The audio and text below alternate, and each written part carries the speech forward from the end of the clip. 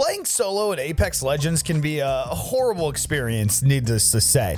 But today I wanted to share with you all a few tips on how you can successfully solo queue in Apex Legends. What's up, everybody? It's the Biggie. First and foremost, thank you for stopping by today's video. Make sure you guys like, comment, subscribe, and turn on those notifications to be alerted of any new Apex Legends videos moving forward. On top of that, let's give away 1,000 Apex coins today. So make sure you are subscribed with those notifications turned on and comment down below your favorite legend in Apex Legends right now. And yes, we can see if you are subscribed. Also, make sure you're joining the Discord in the description so that way I can contact you once you've won the giveaway. I know the pains of playing solo, and sometimes you just feel like you can't hold your own in this game by yourself, considering the fact that the only game modes you have are duos and trios, unless you're playing a limited time event. And let's be honest, Apex Legends doesn't do those as often as they should. So here you are trying to improve at Apex Legends, trying to get better, but you come in and nobody else queues in with you, or you have to just join by yourself, or you do join with the random trio, and of course the Wraith and Octane solo push by themselves and get knocked. And what do? Back out right away. The struggles are real, but hopefully after today, from a few of my suggestions, you guys will get better and improve at being able to hold your own in solo queue lobbies, and maybe even find it to be a little fun and challenging. First thing to suggest, remove fill teammates. Now, I know this may seem kind of counterintuitive, but honestly, this is one of the biggest things that's helped me start becoming a better solo player in Apex Legends. You see, when you queue into a lobby of duos and trios, and you're expecting to come across these teammates and you don't know who they're going to be, and you get really excited that you have teammates, and then like I mentioned, they back out or they don't fully connect, then you get your hopes down. And I know it may seem very minimal, but by actually going into lobbies knowing that you're by yourself, that you have no other teammates, and everything is just all dependent on how you handle the fights, you also go into these lobbies understanding that it's not that big of a deal.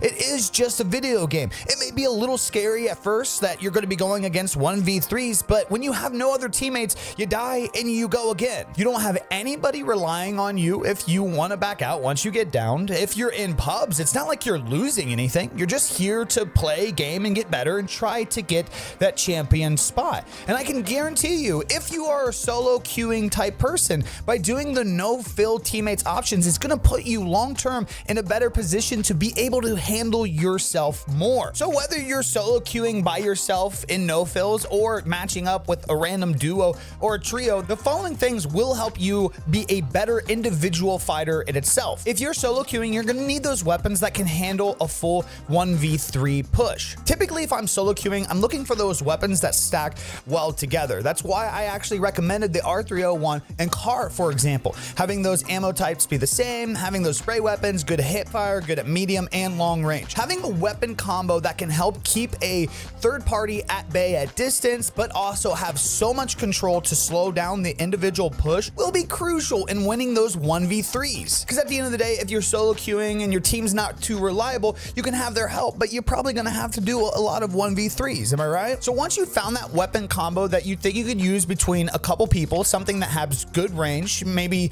a lot of spray, something that doesn't run out of ammo right away to where you're caught reloading when the teammate pushes up after you've downed the first one, then you need to learn how to handle your 1v3 fights. The biggest tip that I can give for 1v3 fights is just be patient. It can be daunting at first when you see a team of 3 pushing you at a distance, but if you just slow down and realize that the true goal here is just taking out one person at a time, it could be a huge mental release for you to control the situation. What you want to try to do at a distance with a 1v3 is try to get that first knock or crack on the armor, or even getting a couple cracks, and then repositioning, making sure your health is full, and then getting that actual confirmed down or the second down if possible. Because once you get that first 1 or 2 downs, then you put yourself in a position where you can actually push up, because that puts pressure on the final person because they will have to res their teammates. So then it turns it into not only a 1v1, but a situation where that final person can't even focus on the 1v1 because they're too focused on their downs. On the flip side, if you're solo queuing with random people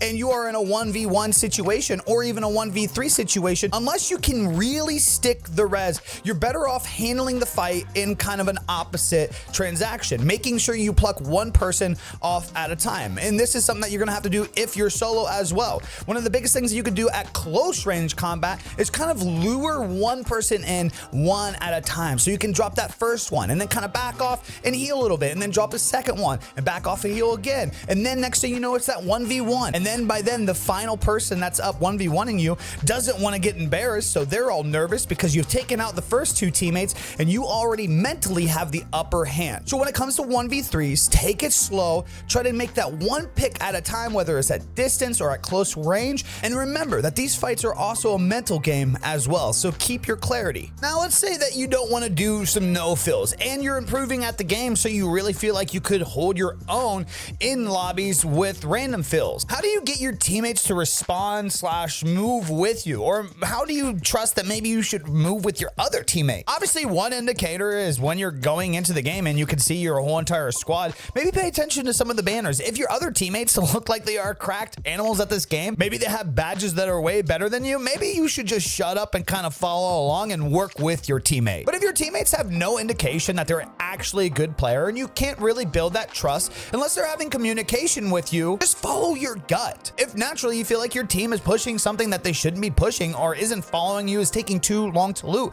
use the pinging system or your damn microphone to communicate with them. The biggest thing is to not get too cocky or condescending, because people just don't react well when people are toxic. At the end of the day, we are random people from around the world, and responding right away as if you're more cocky or arrogant just isn't gonna get you anywhere. There's actually been a lot of situations where my teammate has been cocky or arrogant to me, and I actually kind of like killed them with kindness a little bit. And by the end of the game, we ended up pulling the dub, and they apologized for treating me so disrespectfully at the start. Now, obviously, you'll have your toxic people, and not everybody will want to work with you, so feel free to troll them or drop them off the map. But for the most part, if you just keep a cool, clear head, play logically, try to communicate as best as you can through the ping system, and just be as respectful as possible, you're doing your job to be a good teammate. If they don't want to follow, let them die and get into their fights and back out if they want to. And then you resort to the previous tips like I just mentioned and try to win the game, because there's no better feeling than when your teammates leave you early on and you clutch up the entire lobby by yourself. I mean, seriously, it's such a rewarding feeling. And for the final tip,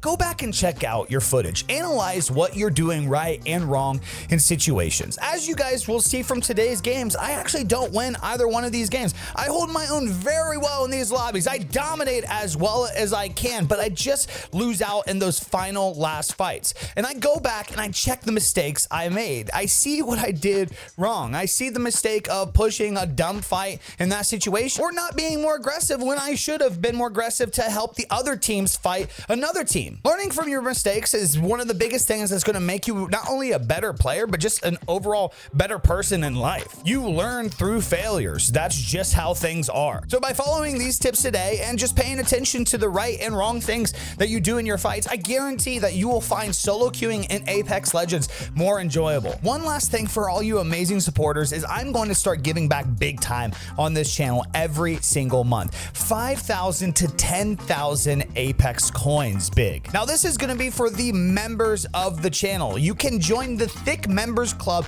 down below at the top of the description in the video. Memberships start off at $1, but give you the opportunity to win big prizes like $50 to $100 worth of Apex coins. On top of that, you get exclusive channel emotes for the videos, live streams. You get a custom badge for the channel. You get access to other perks on this channel like member-only discussions, live chat, community posts, and member streams where I invite you to play some Apex Legends with me. On top of that, all the members get this awesome exclusive little chat in the Discord server. So make sure you guys are all joining the Thick Members Club today, at a chance at winning some big stuff and just being a part of one of the most badass communities on YouTube. As usual, like, comment, subscribe, turn on those notifications. That's all I got for you guys today. I'm out. Peace. Deuces.